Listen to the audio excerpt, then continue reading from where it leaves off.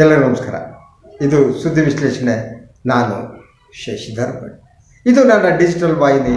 Like ಮಾಡಿ, subscribe ಮಾಡಿ, bell ಐಕಾನನ್ನು press ಮಾಡಿ. ನೋಟಿಫಿಕೇಷನ್ ತಮಗೆ ಬರುತ್ತೆ. ತಮ್ಮ ಪ್ರೋತ್ಸಾಹ ಸದಾ ಇರಲಿ.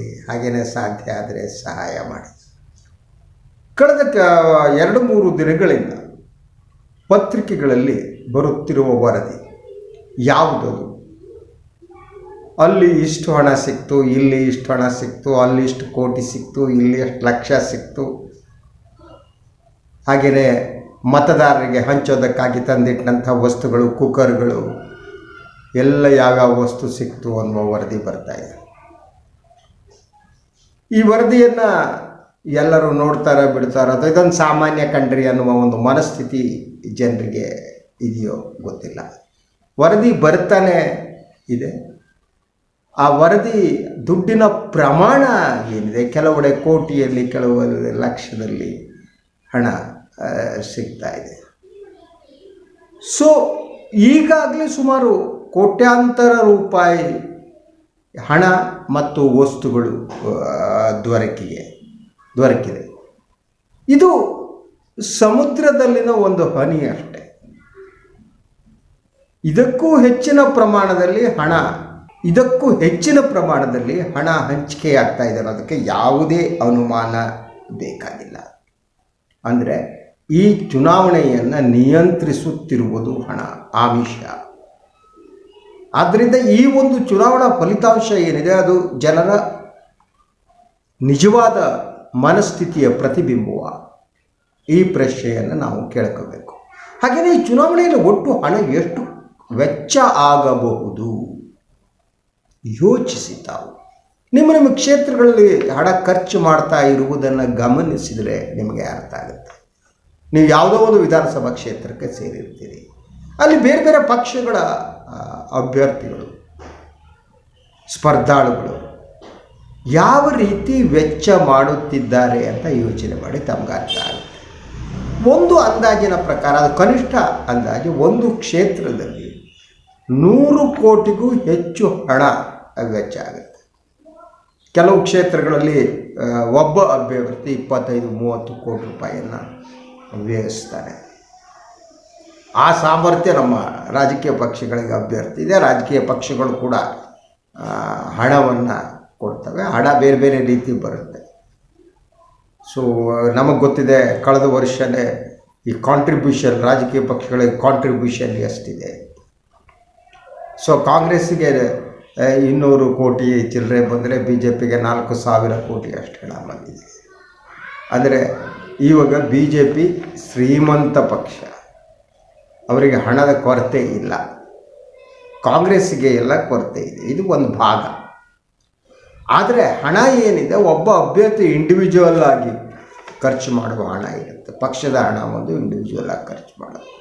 ಆದ್ದರಿಂದ ಪ್ರಬಲರು ಯಾರು ಖರ್ಚು ಮಾಡ್ತಾರೆ ನೋಡಿನೇ ಅವರಿಗೆ ಟಿಕೆಟ್ ಕೊಡುವ ಒಂದು ಸಂಪ್ರದಾಯ ಕೂಡ ಇದೆ.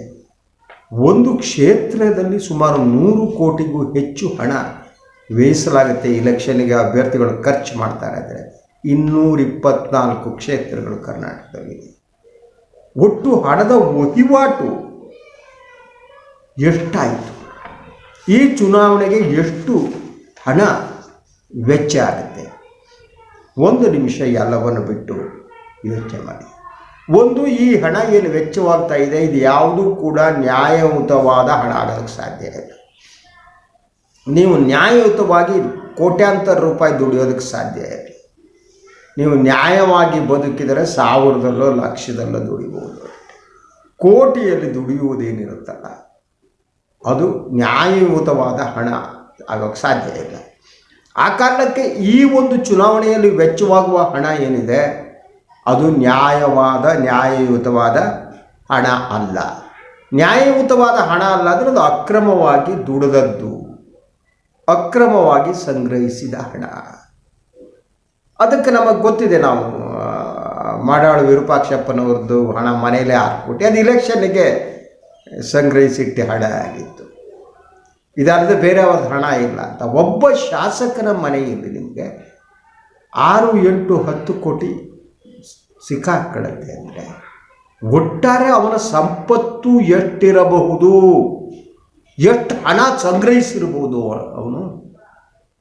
ಹೀಗೆ 224 ಕ್ಷೇತ್ರಗಳು ನೀವು ಲೆಕ್ಕ ಹಾಕಿದರೆ 3 ಪ್ರಮುಖ ಪಾರ್ಟಿಗಳು, ದುಡ್ಡು ಖರ್ಚು ಮಾಡೋ ಪಾರ್ಟಿಗಳಿದೆಯಲ್ಲ, ಅದನ್ನೆಲ್ಲ ಸೇರಿದರೆ 700-800 ಅಭ್ಯರ್ಥಿಗಳು.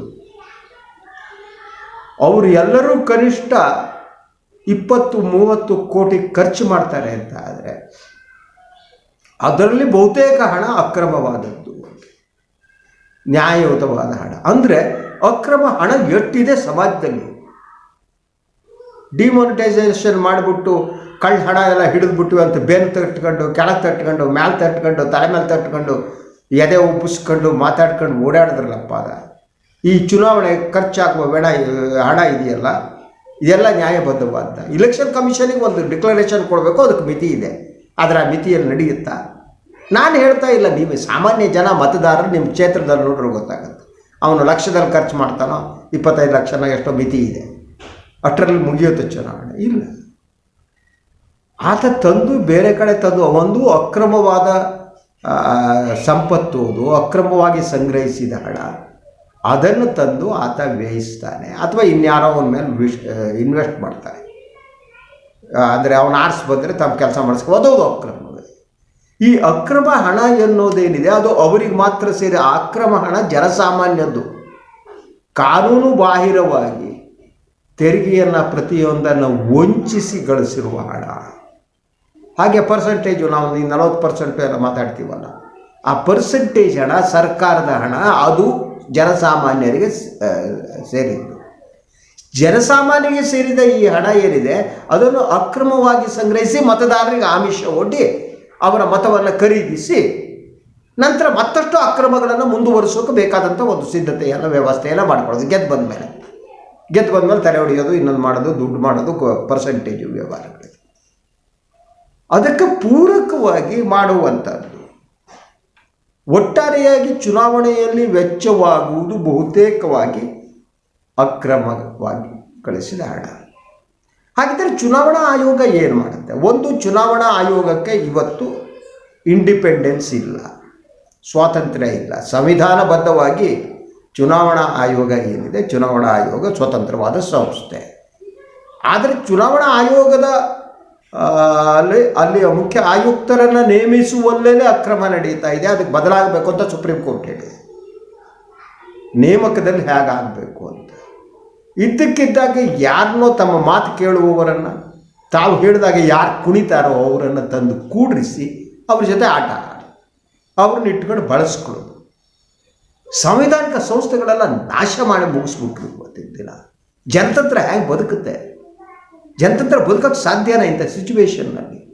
ಯಾವುದೇ ಸಾಂವಿಧಾನಿಕ ಸಂಸ್ಥೆಗಳು ಸ್ವಾಯತ್ತತೆ ಅನ್ನೋದನ್ನೇ ಕಸಿದುಕೊಂಡು ಜನತಂತ್ರದ ಕತ್ತು ಇಸುಕಲಾಗ್ತಾ ಇದೆ, ಕೊಲ್ಲಲಾಗ್ತಾ ಇದೆ. ಈಗ ಅದು ಚುನಾವಣೆಯಿಂದ ಪ್ರಾರಂಭ ಆಗ್ತಾ ಇದೆ. ಈ ರೀತಿ ಆಯ್ಕೆಯಾಗಿ ಬಂದಂಥವರು, ಹಣ ಖರ್ಚು ಮಾಡಿ ಕೋಟ್ಯಾಂತರ ರೂಪಾಯಿ ಖರ್ಚು ಮಾಡಿ ಬಂದವರು, ಬಂದ ತಕ್ಷಣ ಫಸ್ಟ್ ಮಾಡೋ ಕೆಲಸ ಅಂದರೆ ಅಂಗಡಿ ತೆರ್ಕೊಂಡು ಕೂತ್ಕೊಳ್ಳೋದೆ. ನಾನು ಚುನಾವಣೆಗೆ ಏನು ಇನ್ವೆಸ್ಟ್ ಮಾಡಿದ್ದೀನಿ ಅದರ ಡಬಲ್ ಅಟ್ ನಾನು ನುಂಗಬೇಕು, ಅದಕ್ಕೆ ಅದ್ರ ದುಡಿಬೇಕು. ಫಸ್ಟ್ ಏನು ಮಾಡಬೇಕು? ಹಾಕಿರೋ ಹಣ ಅದು.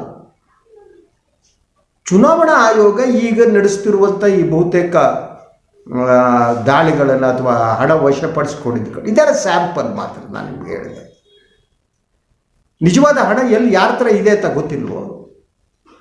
ನನಗೆ ಯಾರೋ ಒಬ್ಬರು ಫೋನ್ ಮಾಡಿದ್ರು, ಸರ್ ಹೀಗೆ ಸಚಿವರು, ಯಾರ್ದೋ ಸಚಿವರು 2-3 ಜನರ ಹೆಸರು ಹೇಳೋದು, ಅವರ ಮನೆಯಲ್ಲೇ ಇದೆ ಹಣ, ಅದನ್ನು ಮೋಸ್ಟ್ ಪ್ರಾಬಬ್ಲಿ ಬೆಂಗಳೂರಿಗೆ ಶಿಫ್ಟ್ ಮಾಡ್ಬೋದು ಅಂತ. ಹೌದಾ, ಎಷ್ಟಿದೆ ಅಂತ ಅಂದೆ ನಾನು. ಸರ್ ನಮಗೆ ಬಂದ ಮಾಹಿತಿ ಪ್ರಕಾರ ಈ ಸಚಿವರ ಮನೆಯಲ್ಲಿ ಇಷ್ಟು ಕ್ಯಾಶ್ ಇದೆ, ಈ ಸಚಿವರ ಮನೇಲಿ ಇಷ್ಟು ಕ್ಯಾಶ್ ಇದೆ. ಒಂದು 3-4 ಸಚಿವರ ಹೆಸರುಗಳು ಬೆಂಗಳೂರಿಂದ ಹೊರಗೆ ಬೆಂಗಳೂರಿನಲ್ಲಿರೋರು. ಆ ಹಣವನ್ನು ಬೆಂಗಳೂರಿಗೆ ತರಬಹುದು. ಇವರೆಲ್ಲ ಮೇನ್ ಚುನಾವಣೆಯಲ್ಲಿ ಭಾಳ ಒಂಥರ ಅದರ ಕೇಂದ್ರ ವ್ಯಕ್ತಿಗಳು, ಹಣದ ವ್ಯವಹಾರ ಮಾಡೋವಂಥವ್ರು ಅಂತ ಅವ್ರ ಹೆಸರು ಹೇಳಿ. ನನ್ನಂಥ ಸಾಮಾನ್ಯನಿಗೆ ಯಾರೋ ಫೋನ್ ಮಾಡಿ ಹೀಗೆ ಇಂಥವರು ಸಚಿವರು ಇಂಥವ್ರ ಹತ್ರ ರಾಜಕಾರಣಿ ಹತ್ರ ದುಡ್ಡಿದೆ ನೋಡಿ ಸರ್ ಅಂತ ಹೇಳ್ತಾರೆ. ಚುನಾವಣಾ ಆಯೋಗ ಗೊತ್ತಾಗಲ್ವೋ? ಚುನಾವಣಾ ಆಯೋಗ ದೂರು ಕೊಡಲ್ವೋ? ಚುನಾವಣಾ ಆಯೋಗ ಕೂತ್ಕೊಂಡು ಕಟಕಾಯಿ ತಿಂತಿರುತ್ತೋ ಅಥವಾ ರಾಮ್ ಜಪ ಮಾಡ್ತಿರುತ್ತೋ? ಜನತಂತ್ರವನ್ನು ಉಳಿಸಬೇಕಾದ್ದು ಇಲ್ಲಿ ಸಾಮಾನ್ಯ ಜನ ಎಲ್ಲೆಲ್ಲಿ ಈ ರೀತಿಯ ಅಕ್ರಮ ಹಣಗಳನ್ನು ಚುನಾವಣೆಗೆ ತಂದಿದ್ದಾರೆ ಅದಕ್ಕೆ ಸಂಬಂಧಪಟ್ಟ ಹಾಗೆ ದೂರು ಕೊಡುವ ಕೆಲಸವನ್ನು ಮಾಡಬೇಕು. ಅವ್ರು ಮುಂದೆ ಏನು ಮಾಡ್ತಾರೋ ಅವ್ರ ಹಣೆ ಬರ, ಆದರೆ ದೂರು ಕೊಟ್ಟು ಅದನ್ನು ಬಹಿರಂಗಪಡಿಸುವ ಕೆಲಸ ಆಗಬೇಕು. ಅದನ್ನು ವಶಪಡಿಸೋದಕ್ಕೆ ಅದು ಸಾಮಾನ್ಯ ಒಬ್ಬ ಮತದಾರನ ಈ ದೇಶದ ನಾಗರಿಕರ ಕರ್ತವ್ಯ. ಅಥವಾ ದೂರು ಕೊಡಬೇಕು. ಇದ್ರ ಪಾರ್ಟಾಗಿ ಉಳ್ಕೊಂಡು ನನಗೇನು ಸಿಗುತ್ತೆ ಅಷ್ಟು ನೋಡೋವಂಥ ಮತದಾರರೇ ಆದರೆ ಜನತಂತ್ರ ಉಳಿಯುವುದಿಲ್ಲ. ಒಂದು ಸಣ್ಣ ಪ್ರತಿಭಟನೆ, ಒಂದು ಸಣ್ಣ ನೈತಿಕತೆ ಸಮಾಜದಲ್ಲಿ ಇಲ್ಲ ಅಂದರೆ ಜನತಂತ್ರ ಹೇಗೆ ಉಳಿಯುತ್ತೆ? ಅಥವಾ ನೈತಿಕ ರಾಜಕಾರಣ ಇಲ್ಲಂಥ ಕಾಲಘಟ್ಟದಲ್ಲಿ ನಾನು ಕೂತ್ಕೊಂಡು ರಾಮ ಜಪ, ಇವತ್ತು ರಾಮನವಮಿ, ಏನು ಪ್ರಯೋಜನ ಇದೆ? ನಾನು ರಾಮನನ್ನು ಭಜಿಸ್ತೀರಿ ಅಂದರೆ ರಾಮನಿಗಿದ್ದ ಪ್ರಾಮಾಣಿಕತೆ, ನಿಸ್ಪೃಹತೆ ಇರಬೇಕಲ್ವಾ? ಮಹಾನ್ ರಾಮ ಭಕ್ತ ಸಿ ಟಿ ರವಿ ಅವರದ್ದೇ ಕ್ಯಾಲೆಂಡರ್ಗಳು ಇನ್ನೊಂದು ಸಿಕ್ಕಾಕಂತು, ಆಯಿತು, ಇನ್ನು ಕೇಸ್ ನಡೆಯುತ್ತೆ, ಹೋಗುತ್ತೆ. ನೀವು ಬಾಯಲ್ಲಿ ರಾಮ ಭಜನೆ ಮಾಡೋದು, ಇಲ್ಲಿ ಮಾಡೋದು ರಾವಣನೂ ಕೆಟ್ಟವನು ಅಂತ ಹೇಳ್ತೀವಿ, ಅಕ್ರಮ ವ್ಯವಹಾರ ಮಾಡಿ ಈ ಒಂದು ಪರಿಸ್ಥಿತಿಗೆ ನಾವು ಬಂದಿದ್ದೇವೆ. ಇದಕ್ಕೆ ಇರುವ ದಾರಿ ಅಂದರೆ ಸಾಮಾನ್ಯ ಜನ ಎಚ್ಚರಗೊಳ್ಳುವುದೇ ಆಗಿದೆ. ಎಚ್ಚರಗೊಳ್ಳಬೇಕಾಗಿದೆ. ಈ ಅಕ್ರಮಗಳ ಬಗ್ಗೆ ಎಲ್ಲ ನಿಮ್ಮ ಕ್ಷೇತ್ರಗಳಲ್ಲಿ ಎಲ್ಲೆಲ್ಲಿ ದುಡ್ಡಿಟ್ಟಿದ್ದಾರೆ ಅನ್ನೋದನ್ನು ಬಹಿರಂಗಪಡಿಸಿ ಹೇಳಿ, ಅವರಿಗೆ ಅದನ್ನು ಅಟ್ಲೀಸ್ಟ್ ಮಾನ ಮರ್ಯಾದೆ ಅಂತ ಅನ್ನಿಸ್ಬೋದು. ಎನಿವೆ, ಇದಾಗಿತ್ತು ಇವತ್ತಿನ ಸುದ್ದಿ ವಿಶ್ಲೇಷಣೆ. ನನ್ನ ಚಾನಲ್ನ ಲೈಕ್ ಮಾಡಿ, ಸಬ್ಸ್ಕ್ರೈಬ್ ಮಾಡಿ, ಸಾಧ್ಯ ಆದರೆ ಸಹಾಯ ಮಾಡಿ. ಸ್ವತಂತ್ರ ಪತ್ರಿಕೋದ್ಯಮಕ್ಕೆ ತಮ್ಮ ಪ್ರೀತಿ, ಸ್ನೇಹ, ಆಶೀರ್ವಾದ ಇರಲಿ. ಎಲ್ಲರಿಗೂ ನಮಸ್ಕಾರ.